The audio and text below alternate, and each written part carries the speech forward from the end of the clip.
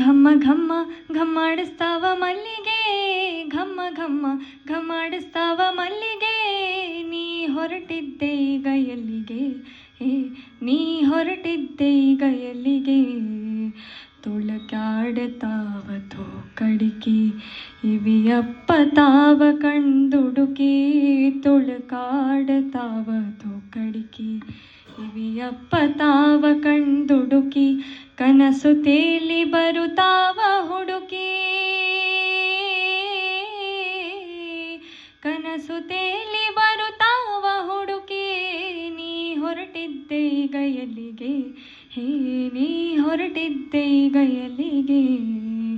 ಘಮ್ಮ ಘಮ್ಮ ಘಮ್ಮಾಡಿಸ್ತಾವ ಮಲ್ಲಿಗೆ, ಘಮ್ಮ ಘಮ್ಮ ಘಮ್ಮಾಡಿಸ್ತಾವ ಮಲ್ಲಿಗೆ. ನೀ ಹೊರಟಿದ್ದೆ ಈಗ ಎಲ್ಲಿಗೆ, ನೀ ಹೊರಟಿದ್ದೆ ಈಗ ಎಲ್ಲಿಗೆ. ಚಿಕ್ಕಿ ತೋರಿಸ್ತಾವ ಚಾಚಿ ಬೆರಳ, ಚಂದ್ರಮ ಕನ್ನಡಿ ಹರಳ. ಚಿಕ್ಕಿ ತೋರಿಸ್ತಾವ ಚಾಚಿ ಬೆರಳ, ಚಂದ್ರಮ ಕನ್ನಡಿ ಹರಳ. ಮನಸೋತು ಆಯಿತು ಮರುಳ, ಮನಸೋತು ಆಯಿತು ಮರುಳ. ನೀ ಹೊರಟಿದ್ದೆ ಈಗ ಎಲ್ಲಿಗೆ, ನೀ ಹೊರಟಿದ್ದೆ ಈಗ ಎಲ್ಲಿಗೆ. ಘಮ್ಮ ಘಮ್ಮ ಘಮ್ಮಾಡಿಸ್ತಾವ ಮಲ್ಲಿಗೆ, ಘಮ್ಮ ಘಮ್ಮ ಘಮ್ಮಾಡಿಸ್ತಾವ ಮಲ್ಲಿಗೆ. ನೀ ಹೊರಟಿದ್ದೆ ಈಗ ಎಲ್ಲಿಗೆ, ನೀ ಹೊರಟಿದ್ದೆ ಈಗ ಎಲ್ಲಿಗೆ. ನನ್ನ ನಿನ್ನ ಒಂದು ತನದಾಗ ಹಾಡು ಹುಟ್ಟಿ ಒಂದು ಮನದಾಗ. ನನ್ನ ನಿನ್ನ ಒಂದು ತನದಾಗ ಹಾಡು ಹುಟ್ಟಿ ಒಂದು ಮನದಾಗ. ಬೆಳದಿಂಗಳಾತು ಬನದಾಗ, ಬೆಳದಿಂಗಳಾತು ಬನದಾಗ. ನೀ ಹೊರಟಿದ್ದೆ ಈಗ ಎಲ್ಲಿಗೆ, ನೀ ಹೊರಟಿದ್ದೆ ಈಗ ಎಲ್ಲಿಗೆ. ಘಮ್ಮ ಘಮ್ಮ ಘಮ್ಮಾಡಿಸ್ತಾವ ಮಲ್ಲಿಗೆ, ಘಮ್ಮ ಘಮ್ಮ ಘಮ್ಮಾಡಿಸ್ತಾವ ಮಲ್ಲಿಗೆ. ನೀ ಹೊರಟಿದ್ದೆ ಈಗ ಎಲ್ಲಿಗೆ, ನೀ ಹೊರಟಿದ್ದೆ ಈಗ ಎಲ್ಲಿಗೆ. ಸುಶ್ರಾವ್ಯವಾಗಿ ಭಾವಗೀತೆಯನ್ನು ಪ್ರಸ್ತುತಪಡಿಸಿದಂಥ ಮಧುವಂತಿಯವರಿಗೆ ಧನ್ಯವಾದ ಅರ್ಪಿಸ್ತಾ, ನೆನೆಸಿದವರ ಮನಸ್ಸಿನ್ಯಾಗ ಕನವರಿಕೆಯ ಕನಸಿನ್ಯಾಗ ಧುತ್ ಅಂತ ಬಂದಾನ, ದತ್ ಬಂದಾನ ಅಂಥೇಳಿ ಅವಧೂತ ಪರಂಪರೆಯಿಂದ ಬಹಳಷ್ಟು ಪ್ರಭಾವಿತರಾದವರು ವರಕವಿ ಬೇಂದ್ರೆಯವರು. ಅವರ ಹುಟ್ಟಿನ ಸಂದರ್ಭದಲ್ಲಿಯೇ ಬ್ರಹ್ಮ ಚೈತನ್ಯ ಮಹಾರಾಜರ ಆಶೀರ್ವಾದ ಅವ್ರಿಗಾಗಿರ್ತದೆ. ಮುಂದೆ ಪುಣೆಯಲ್ಲಿ ಒಮ್ಮೆ ಭೇಟಿಯಾದಾಗ ಕೂಡ ಬ್ರಹ್ಮ ಚೈತನ್ಯ ಮಹಾರಾಜರ ಆಶೀರ್ವಾದ ಆಗ್ತದೆ. ತಮ್ಮ ಕಾವ್ಯದ ಉದ್ದಕ್ಕೂ ಬಹಳಷ್ಟು ಕವಿತೆಗಳಲ್ಲಿ ಒಂದು ಆನುಭಾವಿಕ ದೃಷ್ಟಿ, ಆಧ್ಯಾತ್ಮದ ದೃಷ್ಟಿ ಬೇಂದ್ರೆಯವರ ಕಾವ್ಯಗಳಲ್ಲಿ ಕಂಡುಬರ್ತದೆ. ಬಹುಶಃ ನಮ್ಮ ಸಾಮಾನ್ಯ ಸಹೃದಯರ ಓದುಗರಿಗೆ ಅವರ ಪ್ರಕೃತಿಯ ಗೀತೆಗಳು, ರಮ್ಯ ಗೀತೆಗಳು ಅರ್ಥವಾದಷ್ಟು ಒಮ್ಮಿಂದೊಮ್ಮಿಕ್ಲೆ ಆ ಆನುಭಾವಿಕ ಮತ್ತು ಆಧ್ಯಾತ್ಮಿಕ ಅವರುಗಳು ಅರ್ಥ ಆಗಲ್ಲ. ಅದನ್ನು ಅರ್ಥ ಮಾಡ್ಕೋಬೇಕು ಅಂತಂದರೆ ನಮ್ಮ ಬಿದಿರುಕುಂದಿ ಸರ್ ಅಂಥ ಹಿರಿಯ ವಿಮರ್ಶಕರೇ ಬೇಕು. ಬೇಂದ್ರೆ ರಾಷ್ಟ್ರೀಯ ಸ್ಮಾರಕ ಟ್ರಸ್ಟ್ದ ಅಧ್ಯಕ್ಷರಾಗಿ ಹಲವಾರು ವರ್ಷಗಳ ಕಾಲ ಅತ್ಯಂತ ಮೌಲಿಕ ಮತ್ತು ಬಹಳ ಗುಣಾತ್ಮಕ ಕಾರ್ಯಕ್ರಮಗಳನ್ನು ನಮ್ಮ ಕರ್ನಾಟಕ ರಾಜ್ಯದಲ್ಲಿನೇ ಬಹಳ ಉತ್ತಮ ಮಟ್ಟದಲ್ಲಿ ಸಂಘಟನೆ ಮಾಡಿದವರು ಬಿದಿರುಕುಂದಿ ಸರ್ ಅವರು. ನಮ್ಮ ತಂದೆಯವ್ರ ಜೊತೆ ಹಲವಾರು ಧಾರವಾಡದ ಸರ್ ಸಂಘಟನೆ ಮಾಡುವಂಥ ಕಾರ್ಯಕ್ರಮಗಳಲ್ಲಿ ಪಾಲ್ಗೊಂಡಿದ್ದೆ. ಹಾಗೆಯೇ ಬಹಳಷ್ಟು ಉತ್ತಮವಾದಂತಹ ಕೃತಿಗಳನ್ನು ಕನ್ನಡ ಸಾರಸ್ವತ ಲೋಕಕ್ಕೆ ಕೊಟ್ಟಿದ್ದಾರೆ. 3 ದಶಕಗಳಿಗೂ ಹೆಚ್ಚು ಕಾಲ ಗದುಗಿನ ಪ್ರತಿಷ್ಠಿತ ಆದರ್ಶ ಶಿಕ್ಷಣ ಸಮಿತಿಯ ಪದವಿ ಮಹಾವಿದ್ಯಾಲಯದಲ್ಲಿ ಕನ್ನಡ ಉಪನ್ಯಾಸಕರಾಗಿ ಸಾವಿರಾರು ವಿದ್ಯಾರ್ಥಿಗಳಿಗೆ ವಿದ್ಯಾದಾನವನ್ನು ಮಾಡಿದ್ದಾರೆ. ದಾಸರ ಪದಗಳ ಬಗ್ಗೆ, ಸಂತ ಶಿಶುನಾಳ ಶರೀಫರ ಬಗ್ಗೆ ಅವರು ಮಾಡಿದಂತಹ ಸಂಪಾದನೆ ಕೃತಿಗಳು ಇವತ್ತಿಗೂ ನಮ್ಮ ಇಡೀ ಕನ್ನಡ ಸಾಹಿತ್ಯದಲ್ಲೇ ಭಾಳ ಶ್ರೇಷ್ಠ ಮಟ್ಟದ್ದು ಅಂತ ಹೇಳಲಾಗ್ತಾ ಇದೆ. ಹಾಗೆಯೇ ಶ್ರೀರಂಗರ ಬಗ್ಗೆ, ಗೋಕಾಕರ ಬಗ್ಗೆ, ಬೇಂದ್ರೆಯವ್ರ ಬಗ್ಗೆ, ಕೀರ್ತಿನಾಥ್ ಕುರ್ತಕೋಟಿಯವ್ರ ಬಗ್ಗೆ ಭಾಳ ಅಧಿಕೃತವಾಗಿ ಮಾತಾಡಬಲ್ಲವರು ಮತ್ತು ಬರೆಯಬಲ್ಲವರು ಡಾಕ್ಟರ್ ಬಿದಿರುಕುಂದಿ ಸರ್ ಅವರು. ಸರು ಬಹುಶಃ ನಮ್ಮೆಲ್ಲರಿಗೂ ಬಹಳ ಆತ್ಮೀಯರು ಮತ್ತು ಗುರುಗಳು. ಅವರ ಮಾತುಗಳನ್ನು ಕೇಳಬೇಕು ಅಂತ ನಾವು ಬಹಳ ದಿವಸದಿಂದ ಅಂದ್ಕೊಳ್ತಾ ಇದ್ವಿ. ಸೊ ಇವತ್ತು ಆ ಸಂದರ್ಭ ಒದಗಿ ಬಂದಿದೆ. ಆನುಭಾವಿಕ ವರಕವಿ ಬೇಂದ್ರೆ ಕುರಿತು ಸರು 1 ಗಂಟೆಗಳವರೆಗೆ ಉಪನ್ಯಾಸವನ್ನು ನೀಡುತ್ತಾರೆ. ಆಮೇಲೆ ಬೇಂದ್ರೆಯವರ ಬಗ್ಗೆ, ಭಾವಗೀತೆಯ ಬಗ್ಗೆ ಮತ್ತು ಸಾಹಿತ್ಯದ ಬಗ್ಗೆ ತಮ್ಮ ವಿಷಯಗಳನ್ನು ಸರೊಂದಿಗೆ ಮುಂದೊಂದು ಅರ್ಧ ಗಂಟೆ ನಾವು ಚರ್ಚೆ ಮಾಡಬಹುದು. ಕಾರ್ಯಕ್ರಮದ ರಸಗ್ರಹಣ ದೃಷ್ಟಿಯಿಂದ ದಯವಿಟ್ಟು ತಮ್ಮ ಮೊಬೈಲ್ಗಳನ್ನು ಸ್ವಿಚ್ ಆಫ್ ಮಾಡಬೇಕು, ಸೈಲೆಂಟ್ ಮಾಡಬೇಕು ಅಂತ ಮತ್ತೊಮ್ಮೆ ವಿನಂತಿ ಮಾಡ್ಕೋತಾ ಇದ್ದೀನಿ. ಅತ್ಯಂತ ತುರ್ತು ಮಹತ್ವದ ಕರೆಗಿದ್ರೆ ದಯವಿಟ್ಟು ಹೊರಗಡೆ ಹೋಗಿ ಮಾತಾಡಬೇಕು. ಕಾರ್ಯಕ್ರಮದ ಸಂದರ್ಭದಲ್ಲಿ ಸರ್ ಮಾತುಗಳು ನಡೆದಾಗ ದಯವಿಟ್ಟು ಮಾತಾಡಬಾರ್ದು ಅಂತ ಹೇಳಿ ತಮ್ಮಲ್ಲಿ ವಿನಂತಿ ಮಾಡ್ತಾ ಮತ್ತೊಮ್ಮೆ ತಮ್ಮ ಮೊಬೈಲ್ಗಳನ್ನು ಸೈಲೆಂಟ್ ಮೋಡ್ನಲ್ಲಿ ಮಾಡಬೇಕು ಅಂತ ವಿನಂತಿ ಮಾಡ್ತಾ ಇದೀಗ ಬಿದಿರ್ಕುಂದಿ ಸರ್ ಅವರಿಂದ ಆನುಭಾವಿಕ ವರಕವಿ ಬೇಂದ್ರೆ ಕುರಿತು ಉಪನ್ಯಾಸ.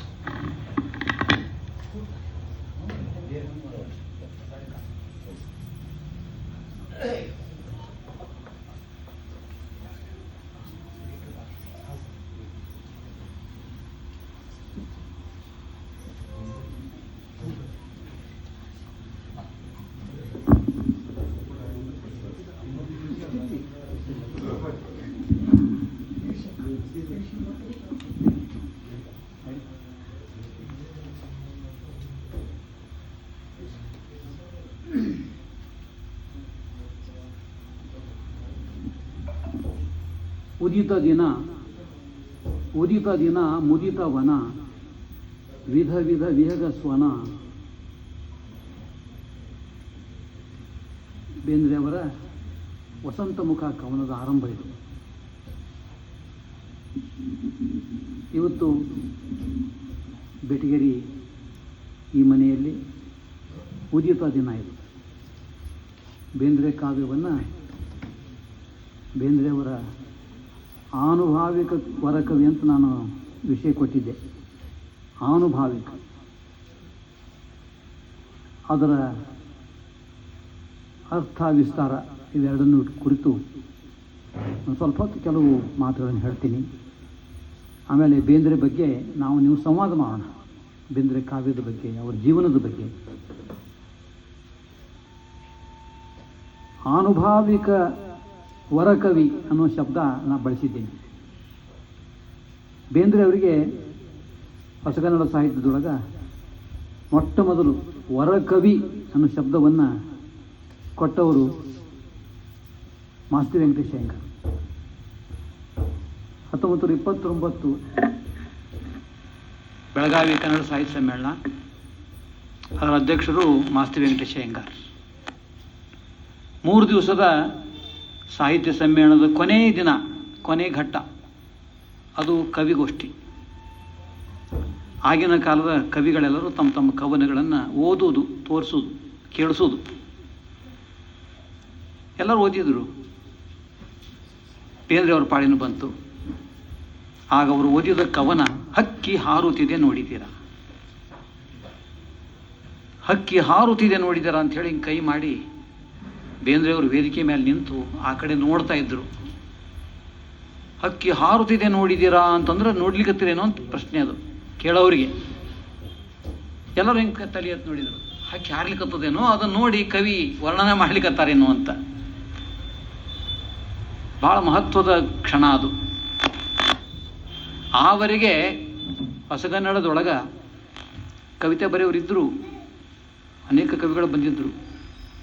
ಅವೆಲ್ಲ ಪ್ರಿಂಟ್ ಆಗ್ತಿತ್ತು, ಮುದ್ರಣ ರೂಪದಾಗ ನೋಡ್ತಿದ್ರು. ಆದರೆ ಕವಿ ಬಾಯಿಂದ ಕೇಳುವಂಥ ಪ್ರಸಂಗ ಭಾಳ ಕಡಿಮೆ. ಕವಿಗೋಷ್ಠಿ ಅಂತ ಆದಾಗ ಆಗಬೇಕಷ್ಟೇ. ಅದೊಂದು ಒಳ್ಳೆ ಸಂದರ್ಭ. ಕರ್ನಾಟಕದ ಏಕೀಕರಣ ಚಳವಳಿ ನಡೆದಂಥ ಕಾಲದು. ಏಕೀಕರಣ ಆಲೂರು ವೆಂಕಟರಾಯರು, ರಾಹ ದೇಶಪಾಂಡೆ ಅವರು ಶುರು ಮಾಡಿದ್ರು ಅದನ್ನು ಧಾರವಾಡದಾಗ.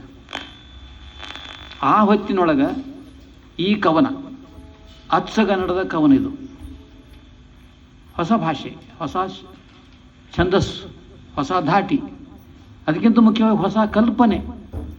ಹಕ್ಕಿ ಹಾರುತ್ತಿದೆ ನೋಡಿದ್ದೀರಾ ಅಂತಂದ್ರೆ ಯಾವುದೋ ಒಂದು ಹಾರು ಹಕ್ಕಿ ವರ್ಣನೆ ಅಲ್ಲ. ಹೌದು, ಮೇಲ್ನೋಟಕ್ಕೆ ವಾಚ್ಯಾರ್ಥದೊಳಗೆ ಅದು ಹಕ್ಕಿ ಹಾರುವುದನ್ನು ಹೇಳ್ತಿದ್ದಾನೆ ಕವಿ, ವರ್ಣನೆ ಮಾಡ್ತಿದ್ದಾನೆ. ಅದು ಹೇಗೆ ಹಾರ್ತಾ ಇದೆ, ಅದರ ಪುಚ್ಚಗಳು ಹೇಗೆ ಅದು ವರ್ಣನೆ ಮಾಡ್ತಾನೆ. ಆದರೆ ಜನರ ಕಣ್ಣಿಗೆ ಕಿವಿಗೆ ಬಿದ್ದಂಥ ಹಾಡು. ಅಲ್ಲಿ ಹಕ್ಕಿ ಅಂದರೆ ಕಾಲ. ಕಾಲ ಇಷ್ಟು ಮುಂದುವರಿತಾ ಇದೆಯಲ್ಲ. 25 ಜನ ಬಂದು ಆಗಲಿ 29 ವರ್ಷ ಆಗಿತ್ತು. ವಿಜ್ಞಾನ ಯುಗ, ಸ್ವಾತಂತ್ರ್ಯ ಹೋರಾಟದ ಯುಗ, ಆಗಲೇ ಒಂದು ಮಹಾಯುದ್ಧ ಮುಗಿದು ಹೋಗಿತ್ತು, ಇನ್ನೊಂದು ಮಹಾಯುದ್ಧಕ್ಕೆ ಜಗತ್ತು, ದುಷ್ಟರ ಜಗತ್ತು ತಯಾರಾಗ್ತಾ ಇತ್ತು. ಇಂಥ ಹೊತ್ತಿನೊಳಗೆ ಕರ್ನಾಟಕ ಏಕೀಕರಣ ಆಗಬೇಕು, ಭಾರತಕ್ಕೆ ಸ್ವಾತಂತ್ರ್ಯ ಸಿಗಬೇಕು, ಇದಕ್ಕೇನು ತಯಾರಿ ಬೇಕಲ್ಲ. ಆ ತಯಾರಿ ಮಹಾತ್ಮ ಗಾಂಧಿ ಅವರೆಲ್ಲ ರಾಜಕೀಯ ಚಳವಳಿ ಮಾಡ್ತಾ ಇದ್ರು. ಅವೆಲ್ಲ ಒಂದು ರೀತಿದ್ದದು, ಅದೆಲ್ಲ ಬಹಿರಂಗಕ್ಕೆ ಸಂಬಂಧಪಟ್ಟದ್ದು. ಆದ್ರೆ ಮುಖ್ಯವಾಗಿ ಸ್ವಾತಂತ್ರ್ಯ ಬರುವುದು ಇನ್ನೊಬ್ಬರು ಕೊಟ್ಟರೆ ಬರುವುದಲ್ಲ. ಭಾಳ ಮಂದಿ ತಿಳುವಳಿಕೆ ಏನದಂತಂದ್ರೆ ಬ್ರಿಟಿಷರು ಕೊಡಬೇಕು, ನಾವು ತಗೋಬೇಕು ಅಂತ. ಇದು ಸರಿಯಾದ ಕ್ರಮ ಅಲ್ಲ. ಸ್ವಾತಂತ್ರ್ಯವನ್ನು ಯಾರೂ ಕೊಡೋದಿಲ್ಲ, ಯಾರೂ ತಗೋಬೇಕಾಗಿಲ್ಲ. ಸ್ವಾತಂತ್ರ್ಯ ಅನ್ನೋದು ನಾವೇ ತಗೋಬೇಕು. ನಾವು ತಗೋಬೇಕಾದ್ರೆ ನಮಗೊಂದು ಯೋಗ್ಯತೆ ಬೇಕಲ್ಲ, ನಮ್ಮಲ್ಲಿ ಯೋಗ್ಯತೆ ಬೇಕು. ಆ ಯೋಗ್ಯತಾ ಪ್ರಕಟ ಆಗೋದು ಎಲ್ಲಿ? ನಮ್ಮೊಳಗೆ ಆಗಬೇಕು. ನಾನು ಒಬ್ಬ ವ್ಯಕ್ತಿಯಾಗಿ ನನಗೆ ಸ್ವಾತಂತ್ರ್ಯ ಬೇಕು ಅಂತ ಅಲ್ಲಿಂದ ಶುರು ಆಗ್ತದೆ. ನಮಗೆ ಬೇಕು ಅಂತಂದ್ರೆ ಆಗೋದಿಲ್ಲ, ಅದು ಆಗ್ಬೋದು ತಡ. ಆದ್ರೆ ನನಗೆ ಸ್ವಾತಂತ್ರ್ಯ ಬೇಕಂತ ಹೇಳೋರು ಯಾರು? ನನಗೆ ಸ್ವಾತಂತ್ರ್ಯ ಬೇಕಂತ ನಾ ಹೇಳ್ಬೇಕಾದ್ರೆ ನನಗೆ ಬೇಕಲ್ಲ, ಅದು ನನಗೆ ಬೇಕು ಅನ್ನಿಸ್ಬೇಕಲ್ಲ. ಯಾಕೆ ಬೇಕು ಸ್ವಾತಂತ್ರ್ಯ ಅನ್ನೋದು ಗೊತ್ತಿರ್ಬೇಕು ನಮಗೆ. ಸ್ವಾತಂತ್ರ್ಯ ಕೊಟ್ಟಿವಿ, ಹೋದ್ರಿ ಅವರು. ಏನಾಯ್ತು ಹೇಳ್ರಿ? 78 ವರ್ಷದಾಗ ಏನಾಯ್ತು ನೀವು ತಿಳ್ಕೊಬೇಕು. ಇವತ್ತು ನಿಜವಾದ ಸ್ವಾತಂತ್ರ್ಯ ಇದೆಯೇ ನಮಗೆ? ಇಲ್ಲ, ಅಕ್ಷರಶಃ ಇಲ್ಲ. ಇದೆ ಅಂತ ತಿಳ್ಕೊಂಡಿವಿ. ಯಾಕೆ ನಮ್ಮ ಸರ್ಕಾರ ಬಂತು, ನಮ್ಮ ಜನ ಆಳ್ಲಿಕತ್ತರು, ನಮ್ಮದೇ ಸಂವಿಧಾನ ಬಂತು, ಇತ್ಯಾದಿ ಇತ್ಯಾದಿ ಎಲ್ಲ ಮ್ಯಾಲಿನ ಹೊರಗಿನ ವ್ಯವಹಾರಗಳಿವು. ಅದ್ರ ಒಳಗಿನ ಮನಸ್ಸದಲ್ಲ, ವ್ಯಕ್ತಿಯ ಮನಸ್ಸು ಮುಖ್ಯ. ವ್ಯಕ್ತಿ ಮನಸ್ಸಿನೊಳಗೆ ಅದು ಬರಬೇಕು. ಕ್ರಾಂತಿಕಾರಕವಾದಂಥ ಮನಸ್ಥಿತಿ ಬರಬೇಕು. ಆ ಮನಸ್ಥಿತಿ ಬರಲಿ, ಬಂದಿದೆ, ಬರ್ತಾ ಇದೆ. ಅದೇ ಹಕ್ಕಿ ಹಾರುತ್ತಿದೆ ನೋಡಿದ್ದೀರಾ ಅಂತ ವರ್ಣನ ಮಾಡ್ತಾರಲ್ಲ, ವರ್ಣನ ಒಳಗನೆ ಅದು ಕಾಲಸೂಚಕ. ಹೊಸಗನ್ನಡ ಸಾಹಿತ್ಯ ಬರ್ತಾ ಇದೆ, ಜನರಿಗೆ ಸ್ವಾತಂತ್ರ್ಯದ ಅರಿವು ಬರ್ತಾ ಇದೆ. ಗಾಂಧಿ ಚಳವಳಿ ಎಲ್ಲರೂ ಭಾಗವಹಿಸಿದ್ದಾರೆ. ಹರಿದು ಹಂಚಿದಂಥ ಕನ್ನಡ ನಾಡು, ಕರ್ನಾಟಕ ಒಂದಾಗ್ತಾ ಇದೆ. ಇವೆಲ್ಲ ಹಕ್ಕಿ ಹಾರೋದ್ರ ಲಕ್ಷಣಗಳು. ಹಕ್ಕಿ ಅಂದ್ರೆ ಸ್ವಾತಂತ್ರ್ಯದ ಪ್ರತೀಕ. ಅದು ಎಷ್ಟೆಷ್ಟು ಎತ್ತರಕ್ಕೆ ಹೋಗ್ತದ ಅಷ್ಟೆಷ್ಟು ನಮ್ಮ ಮನಸ್ಸು, ಕನ್ನಡಿಗರ ಮನಸ್ಸು, ಕನ್ನಡಿಗರ ಆಕಾಂಕ್ಷೆ, ಕನ್ನಡಿಗರ ಕಲ್ಪನೆ ಅದು ಕವಿಯ ಮೂಲಕನೇ ವ್ಯಕ್ತ ಆಗಬೇಕು. ಕವಿ ಅಂತಂದ್ರೆ ಕವು ಧಾತಿಯಿಂದ ಬಂದದ್ದು. ಕವದಿಂದ ಕಾವ್ಯ. ಕವು ಅಂದ್ರೆ ಕಾಣು ಅಂತ ಅರ್ಥ. ಸಂಸ್ಕೃತದೊಳಗೆ ಕವು ಧಾತು ಕಾಣು ಅನ್ನೋದನ್ನು ಸೂಚನೆ ಮಾಡ್ತದೆ. ಕಾಣುವವ ಕವಿ. ಆತನಿಗಿರುವಂಥ ಅವಕಾಶ ಅಂದ್ರೆ ಕಾವ್ಯ ಬರೆಯುವುದು. ತನಗೆ ಕಂಡಿದ್ದನ್ನು, ತಾನು ಕಾಣುತ್ತಿರುವುದನ್ನು ಕೇಳುಗರಿಗೆ ಕೇಳಿಸೋದೇ ಕವಿಯ ಕೆಲಸ. ಸಂಸ್ಕೃತದೊಳಗೆ ಒಂದು ಶ್ಲೋಕದ ಕಾವ್ಯ ಅಂದ್ರೆ ಏನು ಅಂತ ಹೇಳಿಕೆ. ಆ ಶ್ಲೋಕ ಭಾಳ ಸರಳ, ಸಣ್ಣದದ್ದು. ಆ ಶ್ಲೋಕವನ್ನು ನಾವು ತಿಳ್ಕೊಂಡ್ಬಿಟ್ರೆ ಬೇಂದ್ರೆಯವರು ಹಕ್ಕಿ ಹಾರ್ತದೆ ನೋಡಿದರೆ ಯಾಕೆ ಬರೆದ್ರು ಅಂತ ಗೊತ್ತಾಗ್ತದೆ. ಪ್ರಜ್ಞಾ ನವನವೋಲ್ಲೇಖ ಶಾಲಿನಿ ಪ್ರತಿಭಾಮತ ತದನು ಪ್ರಾಣನ ಜೀವದ್ವರ್ಣನ ನಿಪುಣ ಕವಿ ತಸ್ಯ ಕರ್ಮ ಸ್ಮೃತಂ ಕಾವ್ಯಂ. ಪ್ರಜ್ಞಾ ನವನವೋಲ್ಲೇಖ ಶಾಲಿನಿ, ಈ ಶಬ್ದ ಮುಖ್ಯ. ಕವಿಯಲ್ಲಿರೋದು ಏನಂದ್ರೆ ಪ್ರತಿಭೆ ಅಂತಂದ್ರೆ ತನ್ನ ದಿನನಿತ್ಯದ ಜೀವನದಲ್ಲಿ ಹೊಸದನ್ನು ಕಾಣೋದು, ಹೊಸದನ್ನು ಕಂಡು ಹೊಸ ಶಬ್ದಗಳಲ್ಲಿ ಹೇಳೋದು, ಅದೇ ಪ್ರತಿಭೆ. ಬೇಂದ್ರೆ ಅವರಿಗೆ ಆ ಪ್ರತಿಭೆ ಹುಟ್ಟಿನಿಂದ ಅದು. ಕೆಲವರು ಹುಟ್ಟಿದ ಮೇಲೆ ಪಡಿತಾರೆ ಪ್ರತಿಭೆ, ಪ್ರಯತ್ನ ಪಟ್ಟು ಬರೀತಾರೆ, ಅವರು ಕವಿಗಳಾಗ್ತಾರೆ. ಹಾಗೆ ಆದ್ರೆ ಕೆಲವರು ಹುಟ್ಟಾ ಕವಿಗಳು. ಹಿಂದಿನ ಜನ್ಮ ನಾವು ನಂಬುತ್ತೇವೋ ಬಿಡ್ತೇವೋ ಆ ಪ್ರಶ್ನೆ ಬೇರೆ. ಆದ್ರೆ ಹಿಂದಿನ ಜನ್ಮದಲ್ಲಿ ಏನೋ ಒಂದು ಪುಣ್ಯ ಇರ್ತದಲ್ಲ, ಆ ಪುಣ್ಯದಿಂದಲೇ ಈ ಜನ್ಮದಲ್ಲಿ ನಾನು ಕವಿಯಾಗಿದ್ದೇನೆ ಅನ್ನೋದು ಬೇಂದ್ರೆಯವರ ನಂಬಿಕೆ. ಆ ನಂಬಿಕೆಗೆ ತಕ್ಕಂಥ ಪ್ರಯತ್ನವನ್ನು ಮಾಡಬೇಕಾಗ್ತದೆ. ಹಿಂದಿನ ಜನ್ಮ ಪುಣ್ಯ ಪಡೆದೆ, ಈ ಜನ್ಮದಲ್ಲಿ ನಾನು ಪ್ರತಿಭಾವಂತ ಕವಿಯಾದೆ, ಮುಗೀತು ಅಂತಂದ್ರೆ ಆಗೋದಿಲ್ಲ. ಕವಿಯಾದವನು ಪ್ರಯತ್ನವನ್ನು ಕೂಡ ಮಾಡಬೇಕಾಗ್ತದೆ. ಆ ಪ್ರಯತ್ನಕ್ಕೆ ನಾವೇನಂತೀವಿ ಅಂದ್ರೆ ಪಾಂಡಿತ್ಯ ಅಂತ ಹೇಳ್ತೀವಿ. ಬೇಂದ್ರೆ ಅವರಿಗೆ ಪ್ರತಿಭೆ ಒರಿಜಿನಾಲಿಟಿ, ಕಲ್ಪನೆ, ಅದ್ರ ಜೊತೆಗೆ ಪಾಂಡಿತ್ಯ ಕೂಡ ಇತ್ತು. ಅವೆರಡನ್ನೂ ಸೇರಿಸಿದಾಗ ವರಕವಿ ಆಗ್ತಾನೆ. ಆ ವರಕವಿ ಶಬ್ದವನ್ನು ಹೇಳಿದ ಆ ಅರ್ಥದೊಳಗೆ ಯಾರು? ಮಾಸ್ತಿ ವೆಂಕಟೇಶ ಅಯ್ಯಂಗಾರ್. ಇವತ್ತು ಕನ್ನಡ ನಾಡಿಗೆ ನಾವೊಬ್ಬ ವರಕವಿಯನ್ನು ಕಂಡಿವಿ ಅಂತ ಶಬ್ದ ಹೇಳಿಬಿಡ್ತಾರೆ ಅಧ್ಯಕ್ಷರಾಗಿ. ಆ ಕ್ಷಣದಿಂದ 1929ರಿಂದ ಬೇಂದ್ರೆ ಅವರು ದತ್ತಾತ್ರೇಯ ರಾಮಚಂದ್ರ ಬೇಂದ್ರೆ ಕವಿ ಆಗ್ತಾರೆ. ತಮ್ಮ ಹೆಸರನ್ನು ಕೂಡ ಪ್ರಕಟ ಮಾಡ್ತಾರೆ. ನಾನು ಅಂಬಿಕಾತನಯ ದತ್ತ ಅಂತ ಹೇಳ್ತಾರೆ. ಅಂಬಿಕಾತನಯ ದತ್ತ ಅಂದ್ರೆ ಅಂಬಿಕಾ ತಾಯಿ. ಅವರ ಅವನ ಹೆಸರು ಅಂಬವ್ವ, ಅಂಬವ್ವನ ಮಗ. ಇದು ಸಾಮಾನ್ಯ ಅರ್ಥ. ಆ ಅಂಬಿಕಾ ಅನ್ನೋದಕ್ಕೆ ಇನ್ನೊಂದು ಅರ್ಥನೂ ಅದು. ಅಂಬಿಕಾ ಅಂದ್ರೆ ಪಾರ್ವತಿ, ಶಕ್ತಿ ದೇವತೆ. ಈ ನವರಾತ್ರಿ ನೆನೆಸ್ಬೇಕಾಕಿ. ಆ ಶಕ್ತಿ ದೇವತೆಯ ಶಕ್ತಿ ಅಂದ್ರೆ ಎಂಥದ್ದು ಭೌತಿಕವಾದ ಶಕ್ತಿ. ಅದು ಯಾವುದೇ ಒಬ್ಬ ಕವಿಗೆ ಅಥವಾ ಯಾವುದೇ ಒಂದು ಪ್ರತಿಭಾವಂತನಿಗೆ ಶಕ್ತಿ ಬೇಕಾಗ್ತದೆ. ಅದು ದೈಹಿಕ ಶಕ್ತಿ, ಮಾನಸಿಕ ಶಕ್ತಿ, ವೈಚಾರಿಕ ಶಕ್ತಿ, ಆರ್ಥಿಕ ಶಕ್ತಿ ಕೂಡ ಹೌದು. ಇವೆಲ್ಲವನ್ನು ಕೊಡೋರು ಯಾರು? ತಾಯಿ ಮೊಲೆ ಹಾಲು ಕುಡಿಸಿ ಕೊಡ್ತಾಳೆ. ಅದು ನಿಮಿತ್ತ, ಅದು ಕೊಡಲೇಬೇಕು. ಅದನ್ನು ತಗೊಂಡು ನಾನು ಏನಾಗಬೇಕಲ್ಲ, ಅದು ತಾಯಿಯ ಆಶೀರ್ವಾದದಿಂದ ಆಗಬೇಕು, ತಾಯಿಯ ಶಕ್ತಿಯಿಂದನೇ ಆಗಬೇಕು. ಅದಕ್ಕೆ ಬೇಂದ್ರೆಯವರು ಬರೆದಂಥ ಒಂದು ಕವನ ತಮ್ಮ ಬಗ್ಗೆ ಹೇಳ್ಕೊತಾರೆ ಅವರು. ಯಾವ ಯೋಗ ನಿದ್ರೆಯಲ್ಲಿ ಏನು ಕನಸ ಕಂಡೆನೋ, ಯಾರ ಹಾಲು ನುಂಡೆನೋ, ಈ ವಿಶ್ವಜಾಲದಲ್ಲಿ ಅದಕ್ಕೆ ಮಿಡುಕುತ್ತಾ ಬಂದೆ, ಅದರ ಧಾರೆ ಹುಡುಕುತ್ತಾ. ತಾಯಿ ಹೇಳ್ತಾರೆ. ಯಾಕಂದ್ರೆ ಯಾವುದೇ ಮಗು ಅಥವಾ ಮನುಷ್ಯ ಬರಬೇಕಾದ್ರೆ ಕಾರಣ, ಮೊಟ್ಟ ಮೊದಲ ಕಾರಣ ತಾಯಿನೇ. ಭೂಮಿ ಕೂಡ ತಾಯಿನೇ. ಅವಳು ಹಡೆದವಳು ಒಬ್ಬ ವ್ಯಕ್ತಿ, ಮನುಷ್ಯಳು. ಆ ಮನುಷ್ಯಳು ಪಡೆದಂಥ ಕೊಟ್ಟಂಥ ಹಡೆದಂಥ ಕೂಸು ಮೊದಲು ಬರುವುದಲ್ಲೇ ಭೂಮಿಗೆ. ಭೂಮಿ ತಾಯಿ ಒಂದು ಶಕ್ತಿ. ಯಾಕಂದ್ರೆ ನಮ್ಮೆಲ್ಲ ಹಿಡಿತಾಳೆ ನೋಡ್ರಿ ಆಕಿ. ನೀವು ಎಷ್ಟೇ ಜನಸಂಖ್ಯೆ ಎಷ್ಟೇ ಇರಲಿ, ಇವತ್ತು ಎಷ್ಟೋ 800 ಕೋಟಿ ಅಷ್ಟು ಜನಸಂಖ್ಯೆ ಇರ್ಬೋದು, ಎಷ್ಟೇ ವಜ್ಜೆ ಇರ್ಬೋದು, ಎಲ್ಲ ವಜ್ಜೆಯನ್ನು ಸಹಿಸಿಕೊಂಡು, ಭಾರವನ್ನು ಸಹಿಸಿಕೊಂಡು ನಮ್ಮನ್ನು ಪೊರಿತಾಳಲ್ಲ, ಅದು ಶಕ್ತಿ. ಅದು ಆ ಶಕ್ತಿ ಭೌತಿಕವಾಗಿದ್ದರೂ ಕೂಡ ಅದು ಕವಿಯಲ್ಲಿ ಬರಬೇಕು, ಪ್ರತಿಭಾವಂತರಲ್ಲಿ ಬರಬೇಕದು. ಆ ಪ್ರತಿಭಾವಂತ ಬರುವುದಲ್ಲ, ಬಂದಿದೆ ಅಂತ ತಿಳ್ಕೋಬೇಕು. ಆ ಒಂದು ಕೃತಜ್ಞತೆ ಈ ಕವಿ ಒಳಗದ. ಅದಕ್ಕೆ ನಿನ್ನ ಹೃದಯ ಲೋಕದಲ್ಲಿ ಪ್ರೇಮ ಶಿಖರವೆತ್ತುತ್ತಾ, ಕರೆದಿತೆನ್ನ ಮುತ್ತುತ್ತಾ, ಲೋಹ ಚುಂಬಕವನ್ನು ಕಂಡು ಲೋಹದಂತೆ ನುಗ್ಗಿದೆ, ಮಮತೆಯಿಂದ ಹಿಗ್ಗಿದೆ. ನನ್ನ ತಾಯಿ ಉದರದಲ್ಲಿ ನಾನು ಯಾವ ರೀತಿ ಬಂದೆ, ಒಂದು ಬಿಂದುವಾಗಿ ಅನ್ನೋದನ್ನು ಅವರು ಹೇಳ್ಕೋತ, ಅಂಬಿಕಾತನಯ ದತ್ತ ಅಂದರೆ ಏನು? ಬರೀ ಕನ್ನಡದ ಒಬ್ಬ ಕವಿ ಅಲ್ಲ, ಹೊರಕವಿ ಮಾತ್ರ ಅಲ್ಲ, ಎಲ್ಲ ಮನುಷ್ಯರ ಒಂದು ರೂಪ ನಾನು. ನಿಮಿತ್ತಕ್ಕೆ ನಾನೊಬ್ಬ ಕವಿ, ಒಬ್ಬ ವ್ಯಕ್ತಿ. ಧಾರವಾಡದಲ್ಲಿ ಹುಟ್ಟಿದೆ 1896 ಜನವರಿ 31. ನನ್ನ ತಾಯಿ ಅಂಬಿಕೆ, ತಂದೆ ರಾಮಚಂದ್ರ, ಅಜ್ಜಿ ಗೋದುಬಾಯಿ. ಇವೆಲ್ಲ ರೆಕಾರ್ಡ್ ಆಗ್ತಕ್ಕಂಥವು, ರಿಜಿಸ್ಟರ್ ಆಗ್ತಕ್ಕಂಥ ವ್ಯಾವಹಾರಿಕ ಅಂಶಗಳು. ಈ ವ್ಯಾವಹಾರಿಕ ಅಂಶದೊಳಗನೆ ಏನಿದೆ ಅಂತಂದ್ರೆ ಕಾವ್ಯ ಇದೆ. ಕವು ಅಂದ್ರೆ ಕಾಣು.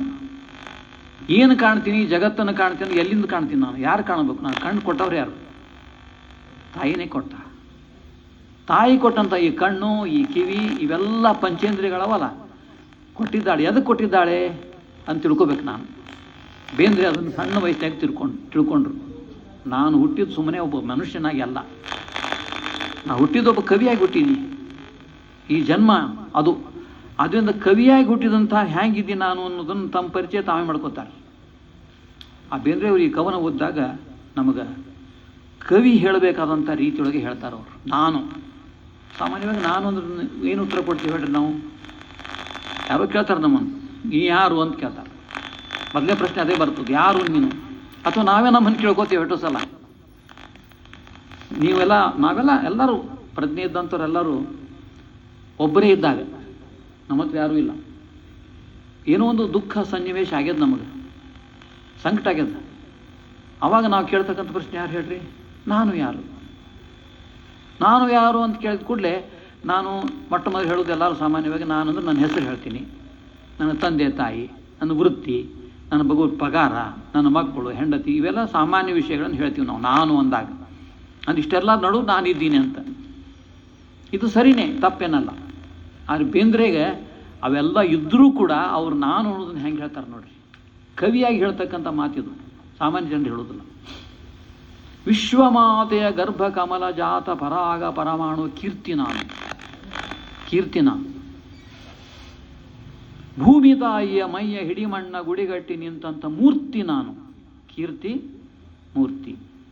ಭರತ ಮಾತೆಯ ಕೋಟಿ ಕಾರ್ತಿಕೋತ್ಸವದಲ್ಲಿ ಮಿನುಗುತಿಯ ಜ್ಯೋತಿ ನಾನು, ಕೀರ್ತಿ ಮೂರ್ತಿ ಜ್ಯೋತಿ.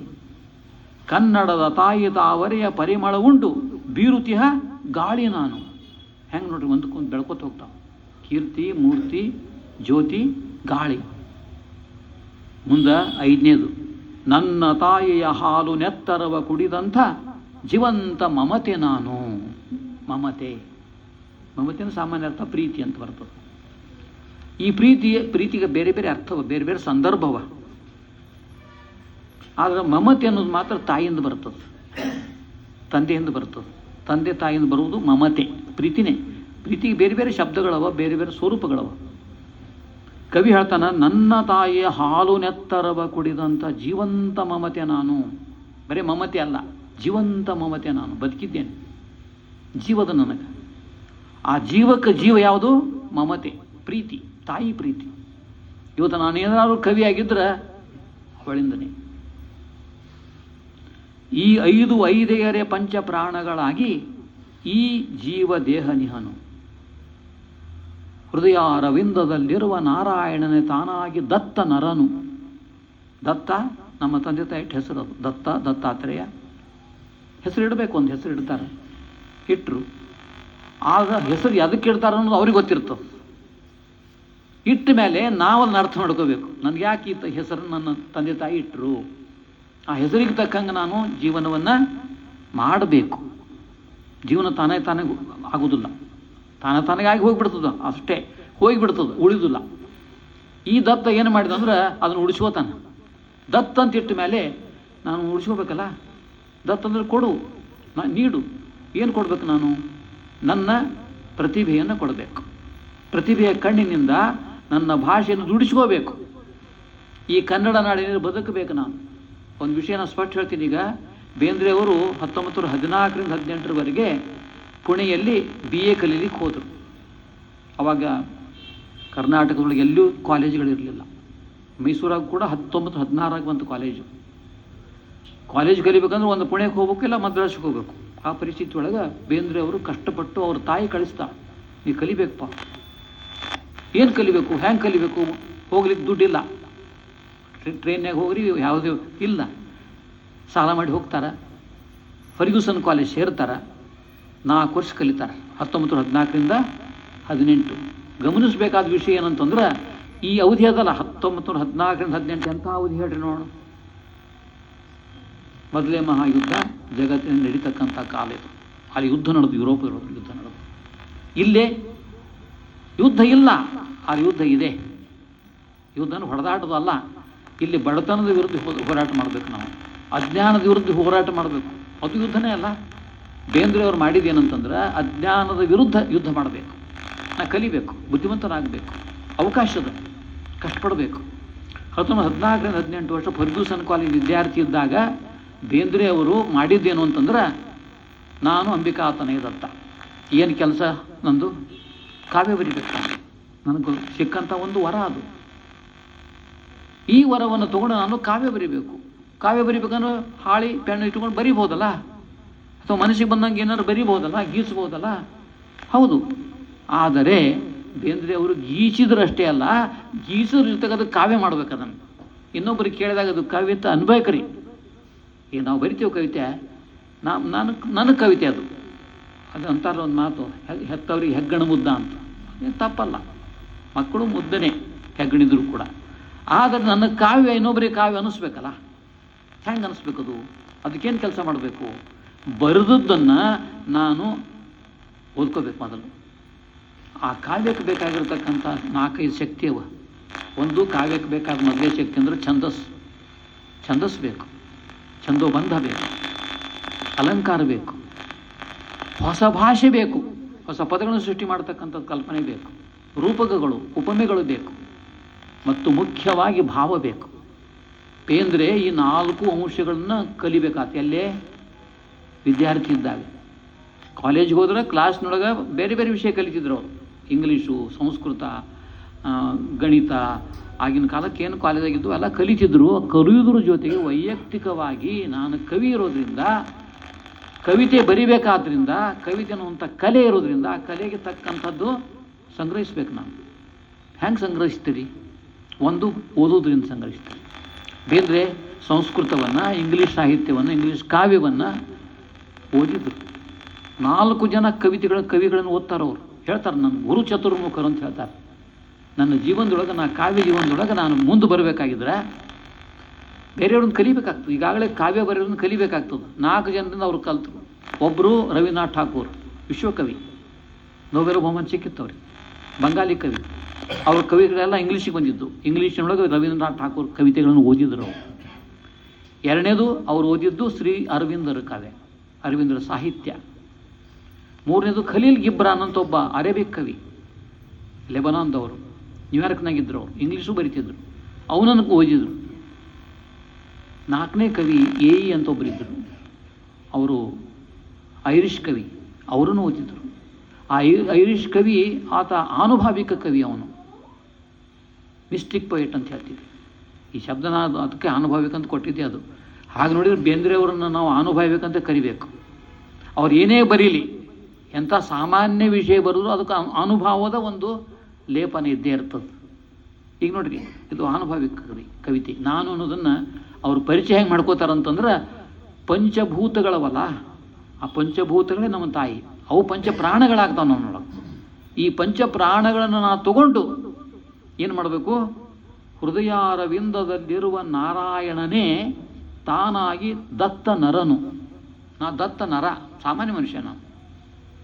ಆದರೆ ನಾ ಏನಾಗಬೇಕು? ನಾರಾಯಣ ಆಗಬೇಕು. ನಾರಾಯಣ ಅಲ್ಲಿಕ್ಕೆ ಯಾರು ಬೇಕು ನನಗೆ? ಹೃದಯದಲ್ಲಿ ನಾನು ನಾರಾಯಣನ ಸ್ಥಾಪನೆ ಮಾಡ್ಕೋಬೇಕು, ಬರಮಾಡ್ಕೋಬೇಕು. ಅದು ಮಾಡಿಕೊಂಡ್ರು. ಮಾಡಿ ವಿಶ್ವದೊಳನುಡಿಯ ಈ ಕನ್ನಡಿಸುವುದೇನಿಲ್ಲಿ ಅಂಬಿಕಾತನೆಯ ನಿವನು. ಅಂಬಿಕಾತನೇ ಹುಟ್ಟಿದ್ದು ಸುಮ್ಮನೆ ಅಲ್ಲ. ಅಂಬವ್ವನ ಮಗ, ಹೌದು, ನೋಡಲಿಕ್ಕೆ ಹೊರಗೆ ಪರಿಚಯ. ಆದರೆ ನಿಜವಾದ ಅಂಬಿಕಾ ಶಕ್ತಿ ದೇವತೆ. ಆ ಶಕ್ತಿ ದೇವತೆಯ ಶಕ್ತಿ ನನ್ನ ಪ್ರತಿಭೆ, ನನ್ನ ಆಕಾಂಕ್ಷೆ, ಮಹತ್ವಾಕಾಂಕ್ಷೆ. ನಾನು ಮೇಲೆ ಹೋಗಬೇಕು. ಕವಿತೆ ಬರೀಬೇಕಾದ್ರೆ ಮೇಲೆ ಹೋಗ್ಬೇಕಾಗ್ತದೆ, ಹಂತವಾಗಿ ಏರಬೇಕಾಗ್ತದೆ. ಬೇಂದ್ರೆ 86 ವರ್ಷ ಬದುಕಿದ್ರು.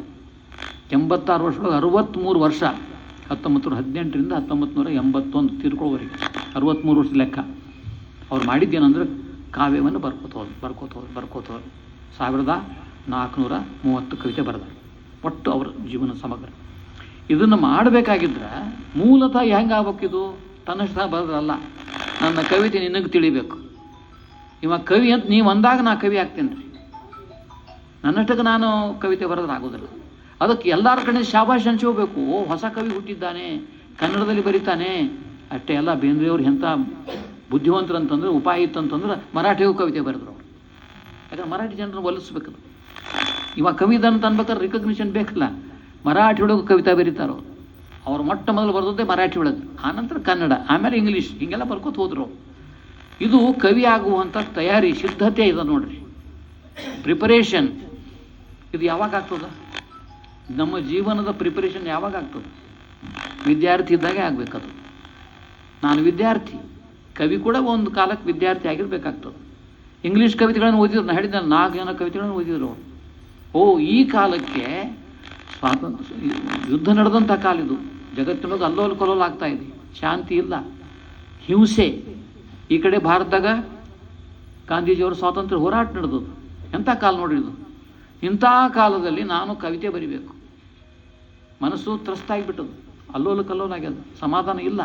ಆದರೆ ಕವಿತೆ ಬರಿಬೇಕಾದ್ರೆ ಏನು ಮಾಡ್ಬೇಕು? ನಾವು ಸಮಾಧಾನ ಮಾಡ್ಕೋಬೇಕಾಗ್ತದೆ. ನನ್ನ ಮನಸ್ಸನ್ನು ಸಮಾಧಾನದಾಗ ಇಟ್ಟುಕೊಂಡು ಸಮಾಧಾನವನ್ನು ಜಗತ್ತಿಗೆ ಕೊಟ್ಟು ನನ್ನ ಕಾವ್ಯದಿಂದ ಮಲಗಿದವರನ್ನು ಎಬ್ಬಿಸಬೇಕು, ಜಾಗೃತಿ ಮಾಡಬೇಕು. ಅವರು ಕೂಡ ಪಾಲ್ಗೊಳ್ಳಬೇಕು, ವಿಶ್ವಶಾಂತಿ ಬರಬೇಕು. ಇದು ಅವರ ಆಕಾಂಕ್ಷೆ. ಈ ಆಕಾಂಕ್ಷೆ ಇಟ್ಟುಕೊಂಡೇ ಅವರು ಕವಿತೆ ಬರೀಕ್ಕೆ ಶುರು ಮಾಡಿದರು. 4 ವರ್ಷ ಕವಿತೆ ಬರೆದ ಮೇಲೆ BA ಪಾಸ್ ಆದರು. BA ಪಾಸ್ ಆದಾಗ ಅಲ್ಲಿರ್ತಕ್ಕಂಥ ಪ್ರೊಫೆಸರ್, ಫರ್ಗ್ಯೂಸನ್ ಕಾಲೇಜಿನ ಪ್ರೊಫೆಸರು, ಅವ್ರು ಭಾಳ ಒಳ್ಳೆಯ ವಿದ್ವಾಂಸರು, ಬುದ್ಧಿವಂತರು, ಮರಾಠಿ ಸಾಹಿತ್ಯ ಕೆಲಸ ಮಾಡಿದವರು. ಅವರು ಒಂದು ಮಾತು ಹೇಳ್ತಾರೆ, ಬೇಂದ್ರೆ BA ಆದಮೇಲೆ ಏನು ಮಾಡ್ತೀರಿ ನೀವು ಅಂತ. ಸಾಮಾನ್ಯವಾಗಿ ಡಿಗ್ರಿ ಮೇಲೆ ಏನು ಮಾಡ್ತಾರೆ? ನೌಕರಿ ಮಾಡ್ತಾರೆ. ಹೊಟ್ಟೆಪಾಡು ಮಾಡಲೇಬೇಕಲ್ಲ. ಇಲ್ಲ, ನಾನು ನೌಕರಿ ಮಾಡ್ತೀನಿ.